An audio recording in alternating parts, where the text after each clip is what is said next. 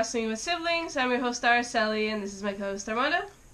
Hi guys, I'm Armando, and welcome to Wrestling with Siblings. So we're going to be reviewing Survivor Series live from Los Angeles, California. The kickoff match was pretty much the 5-on-5 men's Survivor Series tag team match, which basically ended up not even counting towards the final result at the end of the night. Which I understand it's in the kickoff, but still, it's kind of like, really? Yeah. SmackDown won at least one match, and that's thanks to the Usos, who again are proving why they are the best and why they are the most dominant tag team in the WWE right now. Like you said, I mean, a win is a win, regardless. And yeah, they didn't count it throughout the rest of the night, but the Usos pulled off the win for SmackDown, and I thought they proved why they are the best tag team right now in the WWE. The Revival, with the very first elimination, eliminating Primo and Epico. And the Raw team was looking pretty good, but you did mention that they were cheating throughout the entire match. They did cheat a little bit, just because Kalisto had a little knee injury and wasn't able to compete for the rest of the night, so they had to replace him with Grand Metalik, and what was the other one? Lince Dorado. Lince Dorado. Yeah. So, I think Lince Dorado was the one that took Kalisto's place, if I'm not mistaken. I believe so. I mean, to me, that's a little bit of cheating, but, I mean, that really didn't make the difference because the Raw team was stacked and had pretty much all the powerhouses. Exactly, and I do think it was great. I think the match overall was great. We've seen SmackDown, and they have such a dominant tag division. It's incredible, and I was surprised that Raw was able to hang. But if we do pay attention, SmackDown is the one that has the most dominant tag teams, and we saw that. The Usos ended up being victorious, and there was, 2 people ahead of them? No, there was 2 teams left, right? I believe so. Yeah, and so they had the New Day, which we pretty much knew that the New Day was going to be at the end with the Usos, and it turns out they couldn't even, Yeah, well, I mean, the New Day and the Usos by far, in my opinion, 2 of the best tag teams, and they've proven it, and you might say, oh, well, you have Sheamus and Cesaro. Yeah, they're up there too, but in reality, throughout this whole year, it's pretty much been the Usos and the New Day, who have pretty much carried the division in both brands, both Raw and SmackDown. And we see that when the New Day got drafted to SmackDown, it was like, okay, what's going to happen to Raw? You know what I mean? And I feel like right now, as I said it earlier today, they have the most dominant teams in Raw and in SmackDown, and I do want to see what is next for the SmackDown division. Yeah, definitely have to agree with you on that one, that SmackDown is pretty stacked on the tag teams, The Raw, on the other hand, they need to work on their tag team division. And the tag team elimination match was pretty much a given that SmackDown was going to win it. Yeah, it was pretty obvious. I mean, if you really analyze both wrestling perspectives, it was pretty obvious that the better brand, with the better tag teams, with the most actual legit tag teams, was going to end up winning. But it's just sad how they didn't even count it. And I understand it was part of the pre-show and it was part of the kickoff show. But a win is a win, regardless of if you won in the beginning of the show or towards the end of the show. It shouldn't matter. I'm pretty sure if Raw would have been victorious at least once, exactly, they would have counted it. Yeah, exactly. Which, it's kind of like, damn, these guys deserve just as much credit as everybody else. It was technically not even a clean sweep. You know what I mean? And while the Usos were the sole survivors, they proved themselves, and again, they really didn't have to, because we already knew what they were capable of. I mean, they have some of the most amazing matches. They are absolutely incredible when it comes to running the division. Yeah, and another thing too that really impressed me was that the New Day and the Usos were working together towards the end. The whole SmackDown team was on the same page, Mm-hmm. but I mean, they work together. I mean, it seems like if they were an actual tag team, the New Day and Usos. Chad Gable, Armando had something interesting to say about him yesterday when we were watching the show. He said he's kind of like Brock Lesnar, who just does suplex after suplex after suplex after suplex, but the difference is that he finds creative ways to do that. Yeah, and I don't know, I've kind of been noticing that about Chad Gabriel. He's extremely talented, don't get me wrong. He's pretty much proven himself, but if you really look at it, all he's pretty much done is a lot of like suplex, and suplex. But I mean, that's a whole different story. Another thing too. Bobby Roode and Chad Gabriel, they look pretty solid. I really like that tag team. They could go pretty far. It does look like they're going to go far. I must admit, I was wrong about these two. I did say when they first got together in one of the podcasts that they were not going to last, that it was going to be a couple weeks, and then it was going to be gone, especially because I saw it as Chad Gable trying to take over Bobby Roode's spotlight, yes. And so then now it's like they're cohesive. I feel like at the beginning they weren't able to work together as a team because they didn't know each other. They didn't know how each other worked. Now, if you look at them this far into their tag team, they look better together and they are completely dominant now. They know each other super well. They can work together now. Alright, let's get into the first match of the night that actually opened up the show, if you want to put it that way.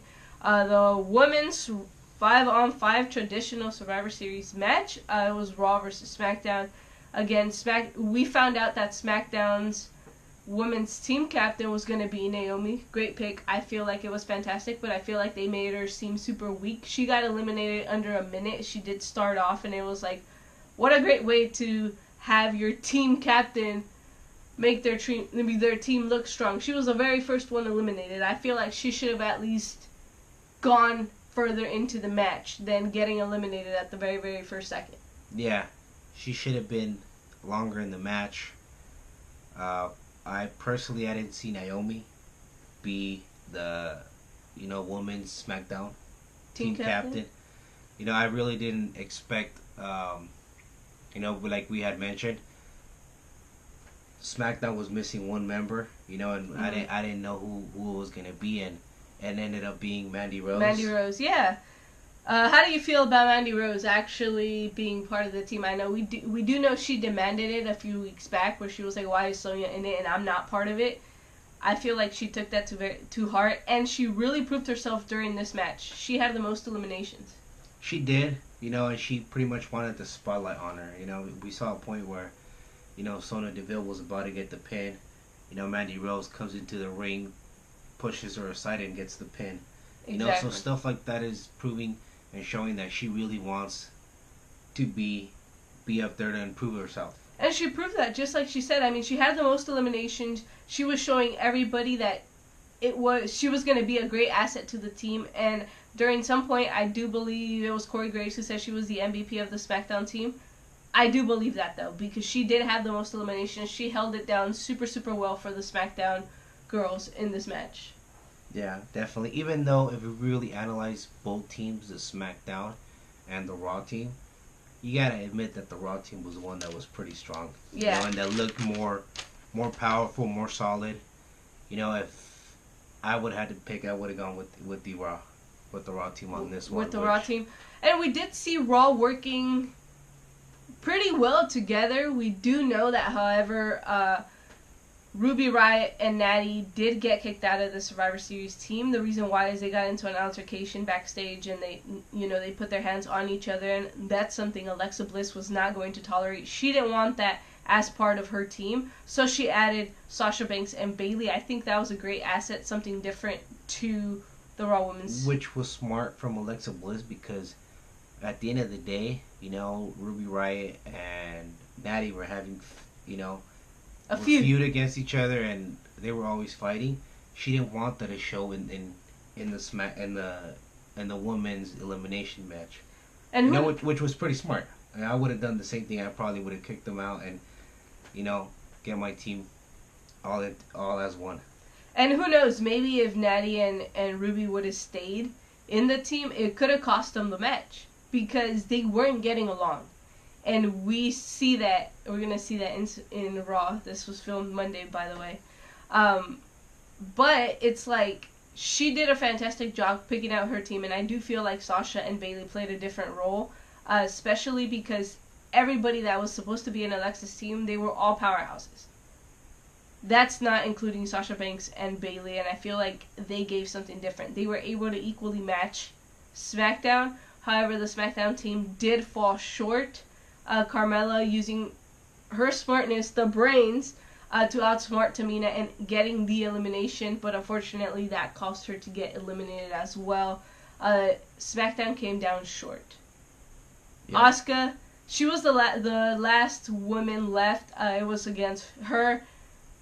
It was her and Sasha Banks and Nia Jax. I honestly expected her to at least get one elimination. She did. She eliminated Sasha Banks, but that's because Nia Jax basically fed Sasha Banks to her, and Nia wanted to prove why she was the most dominant woman in the Raw roster, if not the entire WWE. We saw her just completely backstab Sasha Banks. Yeah, she pretty much did, and from there, I mean, sometimes you gotta do whatever it takes to get the win, and it played off pretty good for Nia Jax. And it looks like now Alexa Bliss and Nia Jax are now friends again. What do you think about that? Where do you think this is going to go? Knowing Alexa, I think she's going to use Nia Jax, you know, now especially that she's partnered up with Tamina, you know, two powerhouses in the WWE, in Raw, and like I said, what other than to have powerhouses on your side, you know, because it's some serious backup, and I think she's probably just going to use them. That's what I think. You know, I think this was great. I think having Nia Jax be the sole, I guess, if that's what you want to call it, is great. And I will tell you why. She has a guaranteed match against Ronda Rousey. This is making her look strong. This is making her look like she is somebody that doesn't need any backup to take on Ronda Rousey. And I feel like that's what this match proved at the end of the night. Not only that, but she's a total badass. Yeah, too. She is. And you know, from what she's done in the ring, and I mean, being, like you said, the lone survivor again in this match. And she is one of, like, the only powerhouses in the entire women's division, now adding Tamina. And I guess you can pretty much put Ronda in that category as well. But there isn't very many of her. And that makes her stand out, and I think she's going to have a fantastic match against Ronda Rousey whenever they do end up having that match. And another thing, too, we got to see some incredible face-offs in this match. I mean, we got to see a little bit of Mickie James and Asuka. And Asuka, yeah. You know, that, for me, that's going to be a great match if it ever happens. You know, just a little tease. I do feel like that would be a fantastic match. Mickie James, we know she's a veteran, extremely skilled. She can definitely hang with some of the best from this generation, and we've seen that time and time again. And I think she was also a key player in this team because she had the experience. She hasn't lost a Survivor Series match. You know, since she pretty much started. And I think she played a huge role of mentoring the girls and pretty much leading them, which I think she was the actual co-captain. And I do think Alexa made fantastic decisions with this team. SmackDown on the other hand, yeah, they had great people, like they had Carmella, they had Naomi, they had Asuka, Sonya, they had Mandy, all incredible talents, you know, in their own unique way, but I do feel that because of the powerhouses and the experience that the Team Raw had, that's what made them come out victorious at the end of the night. And keep in mind that we all pretty much knew that Charlotte was going to be the fifth member, but due to Becky's injury and what happened to her, you know, they ended up changing her and putting her to face Ronda. I think Charlotte would have made a huge difference in this team. For sure. You know, she would have been the one that would have brought it home for SmackDown. 100%. I do have to agree with that, but unfortunately that wasn't the case. And this match led the scoreboard for Raw as 1-0. Technically 1-1, but Yeah, they're throughout not. the show, it is 1-0. Yeah, they're not. They weren't counting the kickoff match, which I think is ridiculous. But it puts them in WWE scoreboard as 1-0. Let's get into the next match of the night, which was the Intercontinental Champion Seth Rollins, representing the Raw brand, versus the U.S. Champion Shinsuke Nakamura, representing SmackDown Live. Seth Rollins obviously was not fully 100% concentrated in this match like he said he would be. I feel like he didn't start off as strong as he usually did. Shinsuke Nakamura, though, was 100% focused. He knew what his objective was, and he knew where he was going to go with this match. Yeah, Shinsuke pretty much dominated the entire match. Was on Seth Rollins, didn't let him come up with any offensive. But, like you said, Seth Rollins wasn't fully concentrated, and it all has to do with him feuding with Dean Ambrose. But it wasn't the Seth Rollins we usually see that's out like there. on top of his game. Yeah, he wasn't on top of his game pretty much the entire night. He was able to pull off the win. Yeah. But I felt Shinsuke Nakamura was a lot better throughout the match. And I do feel like both of them did their homework, though. It was one of those things where they both knew each other, even though they hadn't faced each other before. I do feel like they both studied each other before going into this match. Because it was pretty evenly matched, even though Seth Rollins, I don't want to say didn't do much, because he did. But what I mean is, like, that kind of just allowed Nakamura to thrive over Seth Rollins. And he was able to capitalize to the point where Seth Rollins won this match and gave the 2-0 to Raw. Yeah, like you said, Nakamura was dominating the match, and it wasn't Seth Rollins, like I said, just because of he wasn't focused the entire night. And part of it, I think, too, was that Nakamura actually did his homework on Seth Rollins. And it was, don't get me wrong, it was pretty obvious that Nakamura was going to know that Seth Rollins wasn't going to be 100%. If he keeps up with Seth Rollins and he knew who his opponent was and he studied him, he was going to know he wasn't 100%. Why? Because he was going to be thinking about Dean Ambrose during his match, and I feel like that's something Nakamura took advantage of. And Seth Rollins, we saw him shifting gears, going from his speed to trying to use power to try to get a win over Shinsuke Nakamura, and at the end of the day, he did. He ended up getting the second win for Team Raw. Yep, that is correct. Alright, tag teams. The Bar versus AOP. Very, very physical on both sides. I feel like incredible talent was here. Both members, everybody played an important role in this match. Big Show playing an important role in this match. We do know he was the reason why the Bar was able to beat the New Day for the SmackDown Tag Championships. AOP, incredible power, man. They're extremely gifted. For men them sizes, they can do some amazing, amazing things. Another thing, too, about AOP is that this is the first time they actually face an actual tag team. What I mean by that is when they won the tag team titles, let's be realistic, it was pretty much a handicap match. Yeah. And even then, leading up to their tag title opportunity and championship, they really didn't face a lot of tag teams that were like really solid. They would face, let's be realistic, a lot of jobbers. Yeah. So they really didn't have a lot of competition. They really impressed me when they faced the Shield a couple months ago. But this was their actual test, and they actually ended up being successful. And to be completely honest, I do feel like Sheamus and Cesaro gave AOP a fight. I feel like they were their toughest competition yet, as you were just saying. I do feel like they played a big, big role in this match. They were 100% ready for AOP. They obviously studied and they obviously did their homework. And if somebody was going to take it to AOP, was going to be the Bar. The Bar for sure was going to push him to the limit because just the amount of physicality both teams have. And I think Cesaro and Sheamus were able to compete with that physicality of AOP. Exactly, and they were not giving, it's not that they weren't giving them any openings, but they weren't letting them dominate for too long of a period because they would immediately bounce back. They're one of those teams where they're smart, they work insanely well together, and putting these two together has been brilliant. They have been together for so long now, and you can see that they're super comfortable with each other now. They are able to read each other's mind, and they are able to get into their other opponent's head But unfortunately, AOP thrived and they were able to get the 3-0 for the Raw brand. Well, let's be realistic. AOP pretty much won because of distraction of Maverick. You know, exactly. He pretty much peed his pants, and Peter's pants.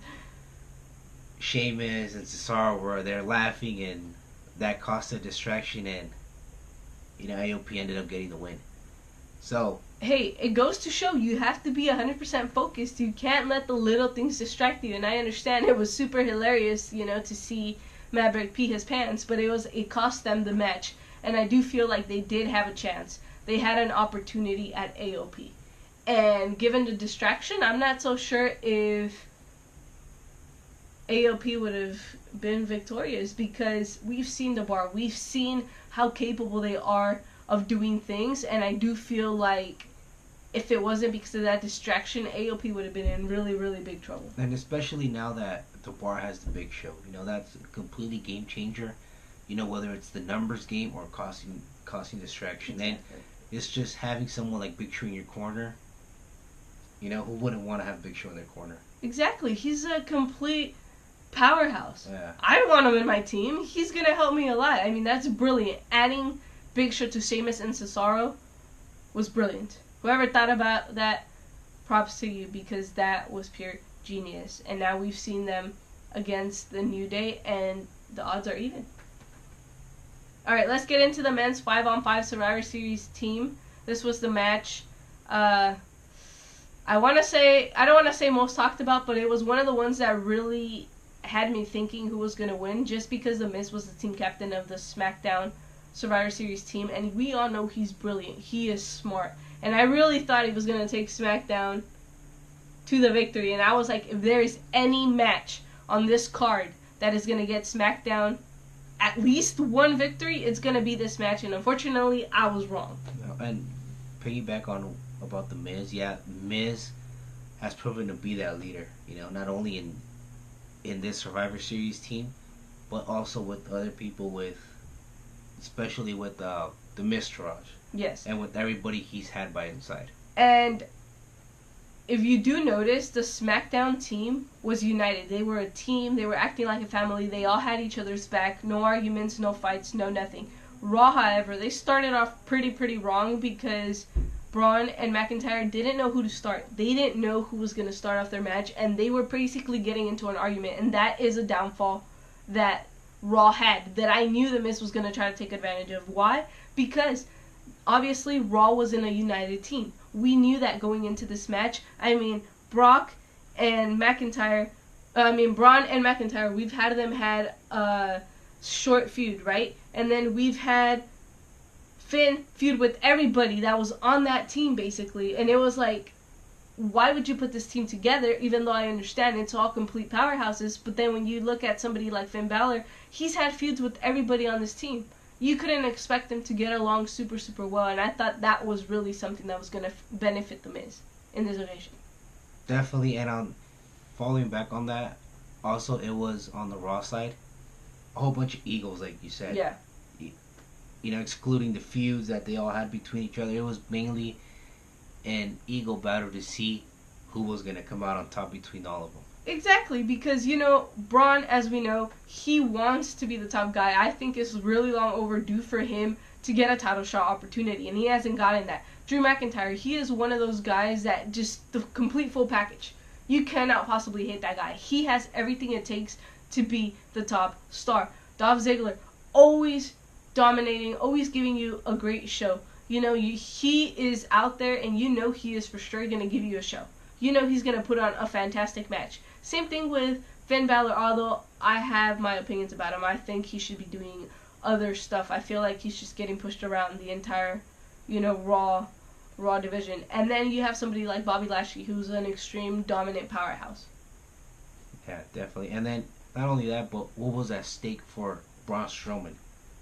And I felt that at moments Braun Strowman felt that he had to get the job done instead of his team, because he's been saying for the past few weeks, he believes that he's the one that's carrying the slack, that everybody else is lagging on their part.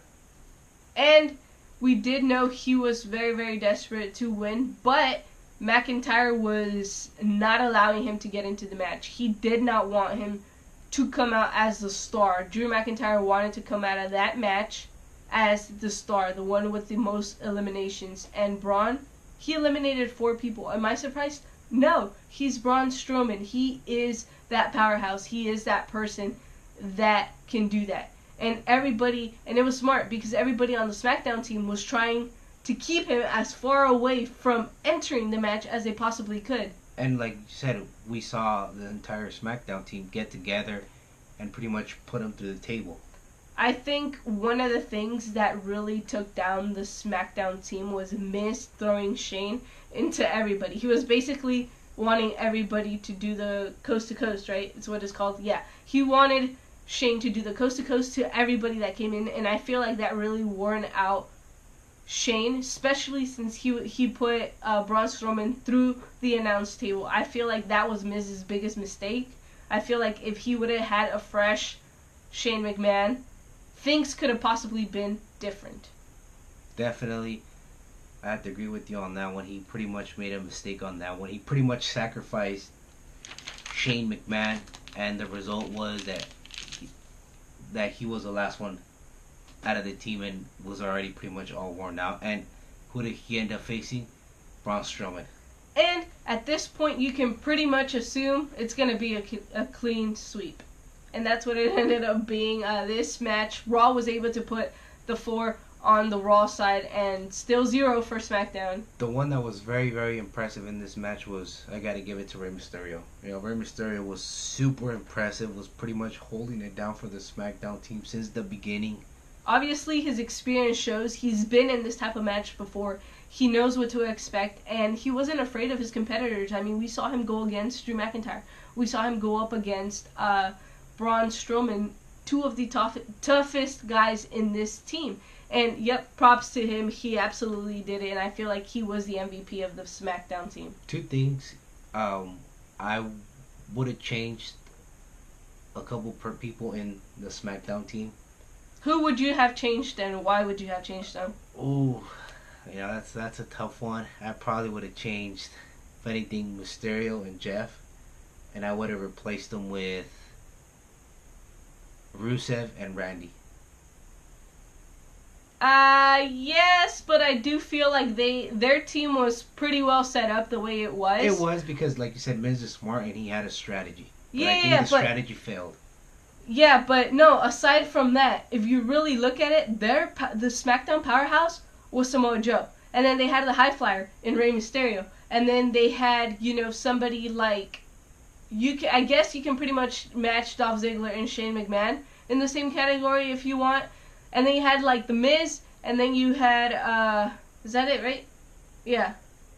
But if you really think about it, it was pretty much equally matched to the Raw team. It's just that Raw had more powerhouses than SmackDown did. But I feel like their team was set up the perfect way that it was.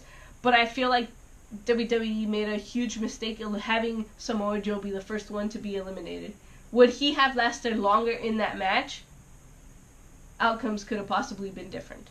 Yeah, even if my picks, what I would have chose, I think they would have made a difference, but I don't think they would have got on the victory. Randy, though, I am surprised he wasn't part of the team, though. Randy is somebody I definitely would have added, for sure. But I don't know who I would take out of the team to replace him. I wouldn't take out Rey Mysterio, though. I feel like him and Randy being on the same team would make a difference, only because they both have experience in this type of match. You know what I mean? So adding Randy, I think, would have been a great factor. But I do feel like the team that The Miz had already put together was fantastic. So you would have taken out Shane? No, I probably would have taken out maybe Jeff or, possibly Shane. Somebody that I would have probably taken out.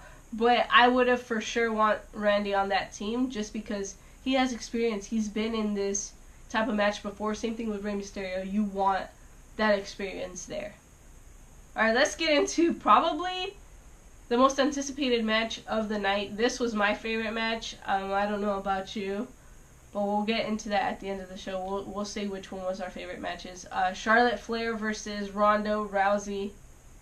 Charlotte, again, she's not the champion, but she was replacing Becky Lynch in this match. Lynch had broken her nose, her face, and had a concussion. So she went on to face Ronda Rousey at Survivor Series, Charlotte representing the blue brand. I was incredibly surprised. She was not scared of Ronda at all. She gave Ronda Rousey a fight, and I do think she was the hardest Ronda competitor to date. Definitely, and like you said, this is Ronda's toughest competitor Yep. that she has faced. Ronda just keeps getting better and better every single time. You know, not only that, but with new move sets, and just she's been impressive. You know, I gotta give her credit. It was obvious that Ronda was gonna win. At this point, I knew there was no way she was gonna get the victory. But I do want to state something, and I want to make it very, very clear. Charlotte Flair was in no way, shape, or form gonna get out wrestled by Ronda Rousey. We saw that. We knew that. In reality, though, if you really, really look at it and you put it from a wrestling standpoint, there was no way Ronda Rousey was going to out-wrestle Charlotte Flair. There was absolutely no way that was going to happen. Now, for storyline purposes, I think the way they had the match end was brilliant. I think it was fantastic to just have Charlotte get herself disqualified by just completely destroying Ronda. Because that really doesn't prove that an actual winner, you know, that you pinned her. Exactly. It's just you got frustrated, you got disqualified. It really doesn't prove anything. But it's probably going to lead on to something, if anything, you know, just because the match didn't end the way we all thought it was going to end. By having an actual winner by pinfall or submission. And it doesn't end anybody, like, I was going to say end anybody's career. It was just in my mind, and then, like, you just kept going, and I completely lost it. But it doesn't affect anybody's career at all. The way this match ended was not going to affect Charlotte in any way, and it was not about to affect Ronda Rousey in any way, shape, or form. So I feel like the way that they ended this match was completely brilliant. And I had me at the edge of my seat. I thought when Charlotte hit the spear, I seriously thought it was over. I was like, oh my god, she is going to beat Ronda. She is going to do it. And no, to my surprise, she didn't do it. It was just, I was at the edge of my seat at that point. I just couldn't believe it. Yeah, me too. I really thought that, and not only us, but I'm pretty sure everybody in the arena and everybody that was watching thought that the match was pretty much over there. You were like, oh my god, Charlotte's going to do it. Big match, Charlotte is going to do it. And Ronda kicked out and was able to hang. Oh my god, I was so surprised when that ended up happening. I think by far that is one of the greatest spears that Charlotte has delivered up to this date. And another thing too that was very impressive by Ronda was she was able to pretty much counter the figure eight. And not only that, but Ronda didn't fully connect the armbar. And you know where I think that comes from? I think that comes from the fact that Charlotte has faced Becky Lynch, somebody with a similar finisher than Ronda, and I feel like that is what really helped out Charlotte, because throughout this entire match, not once was Ronda able to connect it 100%, and I feel like if she would have, it would have been the end. And even then, like you said, Charlotte would try to go into a pinfall with it. Exactly. She was finding creative ways to get Ronda to tap, or to get Ronda to pin Ronda, but she was unable to do that, and at the end of the day, she just lost it. She completely lost it, and I feel like a part of it was, yes, she was trying to prove a point for Becky Lynch. She was trying to make Becky Lynch proud, but I also feel like she was just frustrated because of everything that has happened over the last couple of months. Frustrated and to prove a point that, hey, I'm also a pretty badass. Exactly. You know, that this is what I could do even if I can't beat you in the ring. Exactly. You know, like, you're not the only baddest woman in the planet.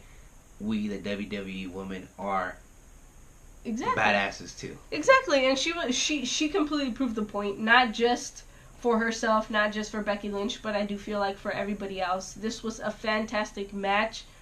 This was by far one of Charlotte's best matches. Again, I would put the Becky match that she had at Evolution on top of this one, but this is by far going to go down, in my books at least, as one of Charlotte's greatest matches, because it was everything that I was expecting and more. But to be honest, I thought this match was going to be super short. I was talking to you before the match, and I was like, it's going to be short.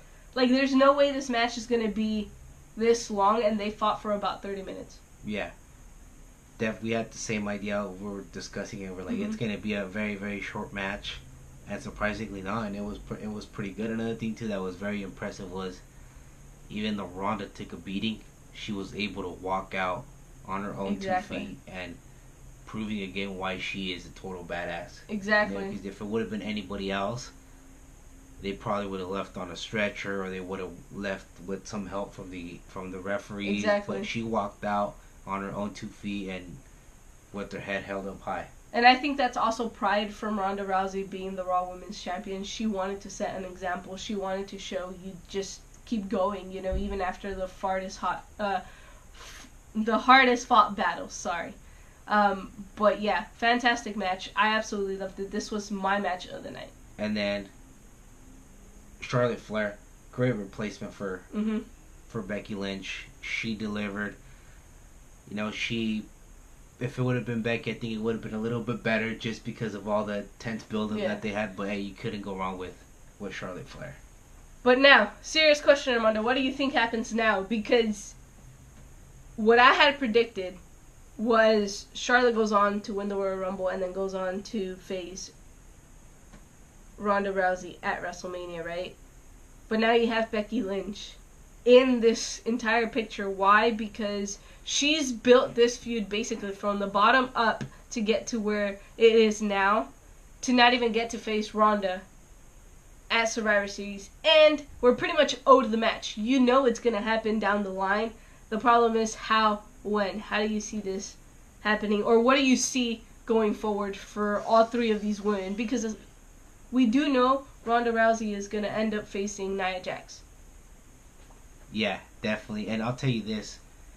On paper and on WWE perspective, Ronda, Becky, and Ronda and Charlotte are pretty much, it's a hot package that you cannot miss on the opportunity of putting them on a match.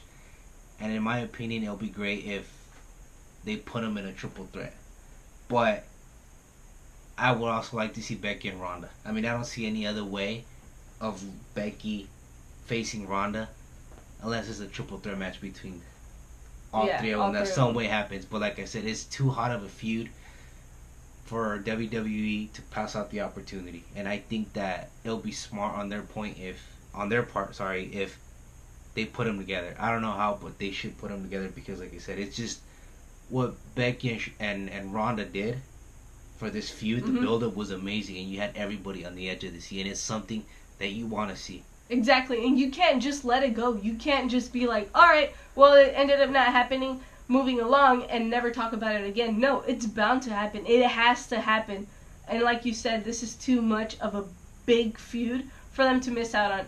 And not only that, it's the three biggest names in the company as of right now. Ronda Rousey, Becky Lynch, and Charlotte Flair.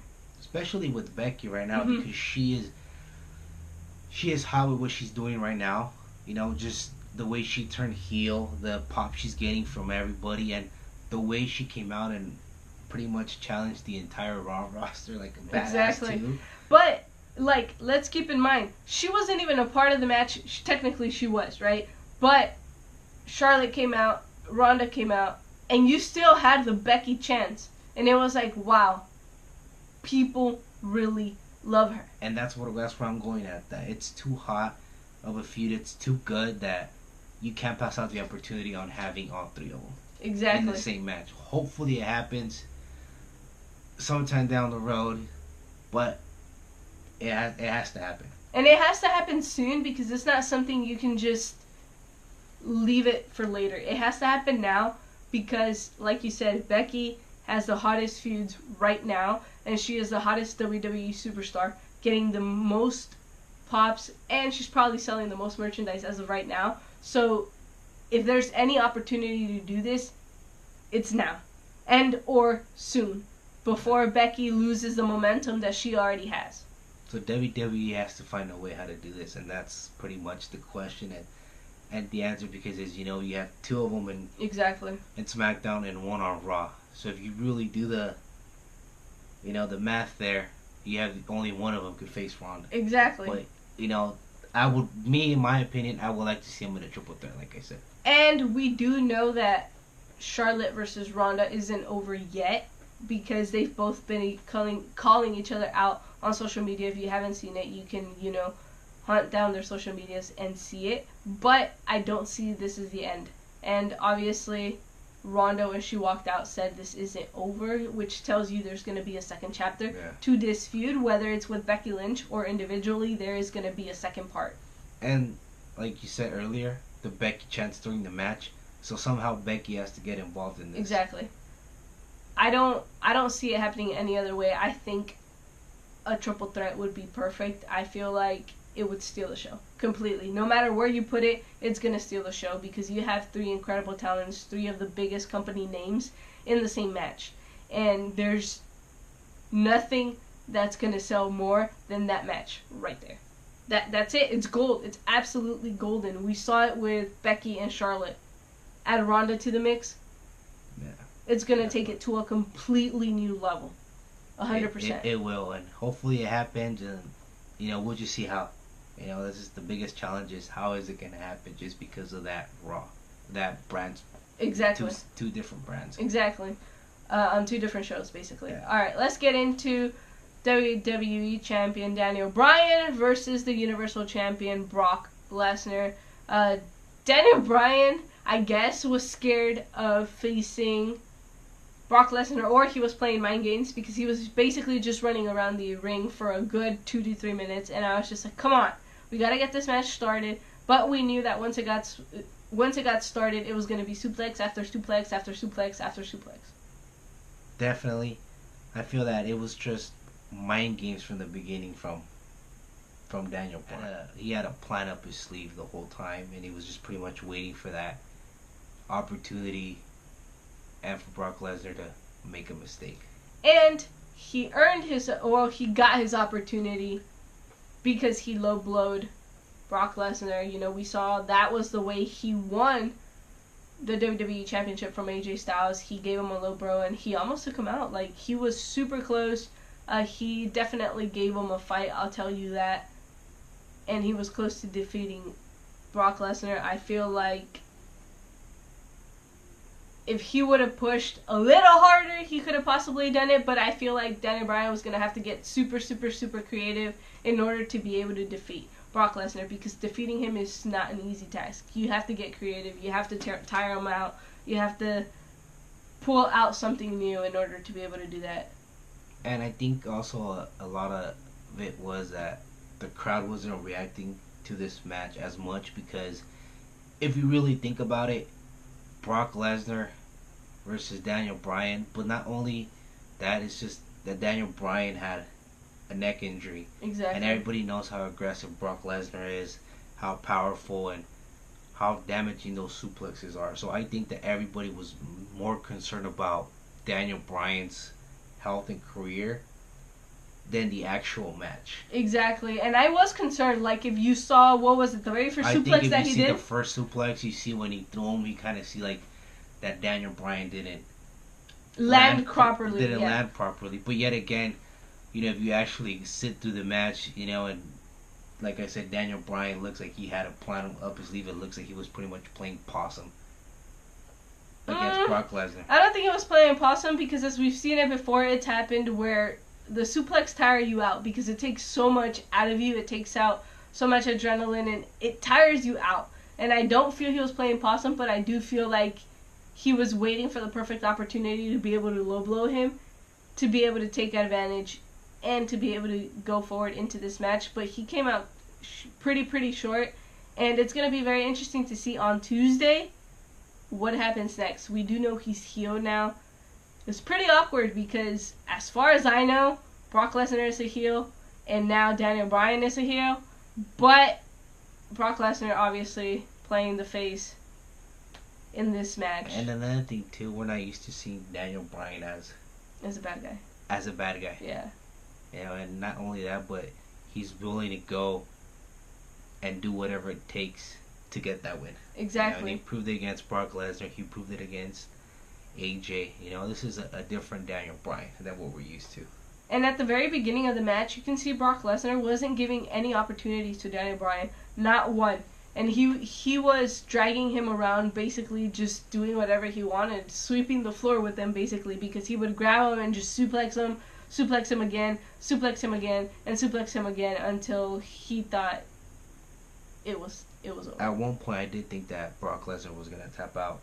Oh yeah. Just because he was in the Yes Lock for quite some time, and he was in the middle of the ring, and I was like, damn, I think Daniel Bryan's gonna do it, but it didn't happen. Props to Brock Lesnar.